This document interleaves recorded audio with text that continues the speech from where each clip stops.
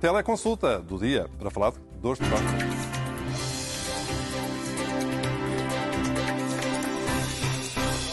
38, e se dúvidas houvesse que o Esta Manhã é um programa sempre em cima do acontecimento, uma dos destaques que fizemos na revista de imprensa, uma das revistas semanais, era sobre dores nas costas, na coluna, não é? Então, e nós antecipámos-nos. Pumba. Nem foi combinado. Mas olha, isto podia ser quase a nossa teleconsulta. Tu acho que não sofres muito de dores nas costas, mas eu por acaso sofro, portanto, olha, calha bem. E por isso trouxemos o Rodrigo Goraev, um médico neurocirurgião especializado em patologias da coluna vertebral. Bom dia, bem-vindo. Já ouvimos falar muito bem de si, diz que já tratou aqui da coluna do nosso Nuneiro. É o meu médico.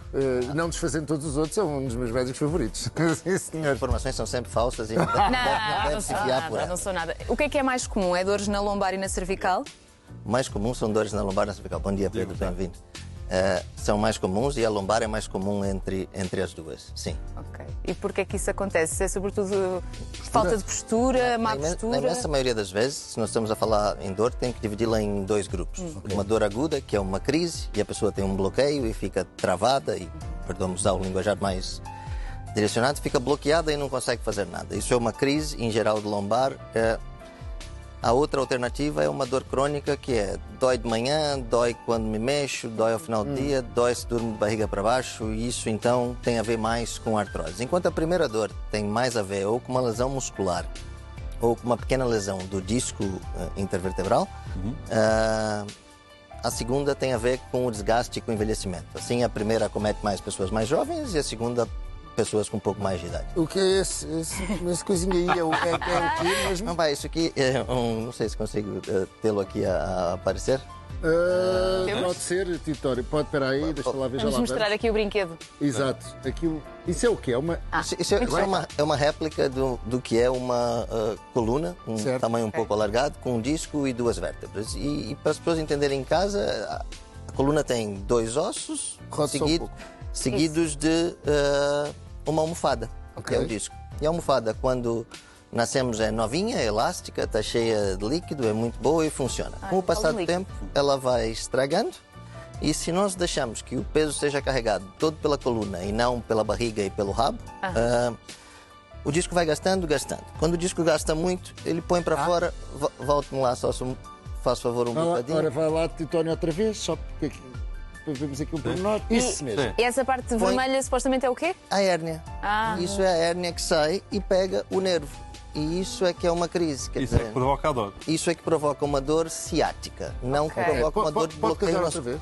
Posso, claro. Isso é uma hérnia. A hérnia toca o nervo e a hérnia, ao tocar o nervo, dá a dor. E isso tem a ver com o desgaste desse disco, quando ele perde a capacidade de conter. O que é que se pode fazer para não desgastar o disco? Nada? Pode fazer muita coisa para não desgastar o disco. A primeira coisa é, desde pequeno, ter uma vida saudável, do ponto de vista de alimentação. Depois, mais para frente, garantir que nós fazemos o reforço de músculos específicos. E aí estou a falar, e me permite a palavra, tentar ter uma barriga de Cristiano Ronaldo e um rabo da Georgina. Muito bem. Desculpa, direto a Georgina não sofre da lombar, de certeza, não é? Seguramente não. O exercício tem que ser equilibrado. E o exercício equilibrado nesses dois pontos coloca a coluna numa posição em que quem segura o peso é a musculatura. Certo. E quando a musculatura segura o peso, não há desgaste do disco. Depois, mais para frente, já começam a existir coisas mais inovadoras, como trabalhar com células estaminais para tentar regenerar, que são aquelas células que podem fazer tudo do bebê, mas deixamos isso para uma outra oportunidade. O que o doutor está a dizer indiretamente... não sou um investigador e está muito na vanguarda desses estudos. É que dá para olhar para as costas, a barriga e o rabo de uma pessoa e perceber logo se ela tem hérnias ou não, é isso? Eu incluiria a postura, as costas, a barriga e o rabo. E aí dá para saber. Basicamente, quando estivermos a olhar para alguém naquele plano lambido, como faz as câmaras, não é por outros motivos, é só para perceber se há hérnias ou não. Se há problemas na hérnia. Exatamente. O Rosa faz muito isso. Doutor Rodrigo, eu gostava de tentar perceber uma outra coisa. Em que situações é que nós devemos, em casa, e estou a falar das pessoas que não têm nem a barriga do Ronaldo, nem o rabo. E a maioria? É quase toda a gente, todos nós. Quando é que se deve colocar água quente ou água fria nas dores de costas? Não, vamos imaginar que é uma dor súbita, uma lombalgia. Sim. O que acontece é, quando Pedro tem um bife e quer que ele fique macio, põe no lume. Certo. E o que está a acontecer na dor de costas com lombalgia é que eu tenho uma contratura da musculatura à volta da coluna. A maneira como o organismo responde é uma coisa muito evoluída. Como responde a uma agressão qualquer aqui, é trancar isto tudo. E quando tranco isso tudo, faço contrações e contraturas, que são um enovelado de músculos, na musculatura das costas. Se eu quero que aquela carne alongue um bocadinho, eu devo esquentá-la. Assim ninguém tem a tentação de querer ir pôr frio, porque o frio das costas não chega nunca na coluna. A distância é grande demais. E quando é que nós conseguimos diferenciar que de facto é só uma questão súbita e que eventualmente vai passar com o devido tratamento, ou temos algo mais crónico, como por exemplo uma hérnia? Faz ao doutor.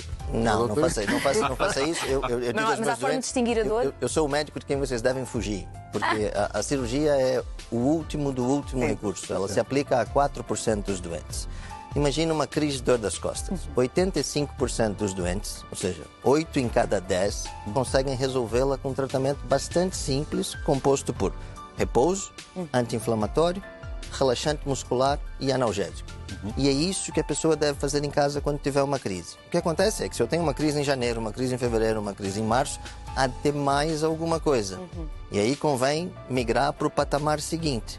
Então, daqueles 2 que não resolveram com tratamento habitual, podem ser direcionados para o que são chamados de tratamento minimamente invasivos, onde inclui a fisioterapia, onde pode incluir a radiofrequência, pode incluir o ozono, pode incluir o laser Mas interdigital. mesmo assim não inclui a cirurgia. Ainda não. A cirurgia fica reservada para, em estudos grandes com 2.000 doentes, para 4% dos doentes. Não, isto é.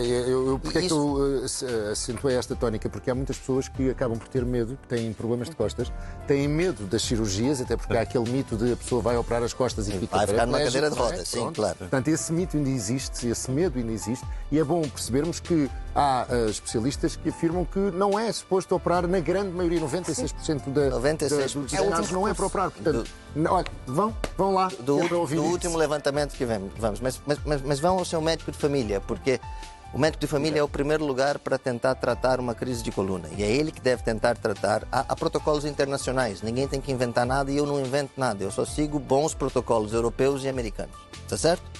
E se eu estou a seguir protocolos, estou a segui-los no sentido de que 8 em cada 10 que entra no consultório do médico de família tem uma receita padrão preconizada com as 4 medicações que eu lhe dei. Quem não resolveu vai fazer um pouco de fisioterapia.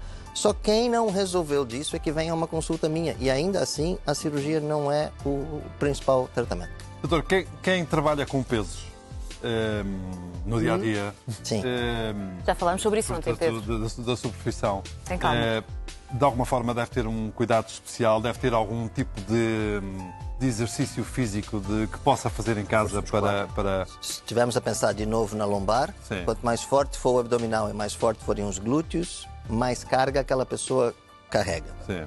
Agora, se eu for falar para a população portuguesa ou brasileira ou qualquer que seja, o que acontece é que a grande maioria não tem essa condição. Claro. Então, deve evitar uma coisa que é dobrar-se para frente para tentar pegar um peso. Ao dobrar para frente para tentar pegar um peso, eu estou a fazer uma alavanca brutal sobre o fim da coluna. Exato. Então, os pesos devem ser carregados agachando as pernas e mantendo... Dobrando os joelhinhos, não é? Dobrando os joelhos, né? Contraindo Lá vai o médico, pronto, volta ao médico, mas aí consegue trazer o peso perto do corpo e isso há de doer muito mais. Mas verdade também que uma pessoa não deveria carregar mais do que 10% do seu peso corporal. E vai perceber que a realidade, de novo, é diferente disso. Nós não nascemos em pé, não é? Não? Sim. Nós evoluímos nascemos... Exatamente. Doutor, olha, agora já concordo aqui com o Nuno Neiro. Tem que ficar mais vezes. Gostámos muito de o conhecer. avisei. Pode ser? Aceita o desafio? Eu agradeço imenso, vocês são muito simpáticos. Já que ele não nos deixa ir à consulta, porque Não está deixa. sempre a mandar para o médico de Vem família. à consulta até nós. Vem até nós. É a única Até porque nós hipótese não que temos temos. médico de família, por Não isso, temos, olha, não é verdade, não não nos quer temos. adotar. Eu não sei, pensamos nisso. Somos órfãos. Somos órfãos. Foi um gosto. Obrigada. Muitíssimo Muito obrigado. pela vossa Muito obrigado. atenção. Obrigado, bom dia. Contamos consigo mais vezes para Dividir outro com a tipo de população patologia. coisas que podem deixá-la melhor sem ter que recorrer a um especialista. É Está isso bem? mesmo. Muito obrigado. Música é o que nos deixa melhor. Ele só quer é fugir aos pacientes. Já vês?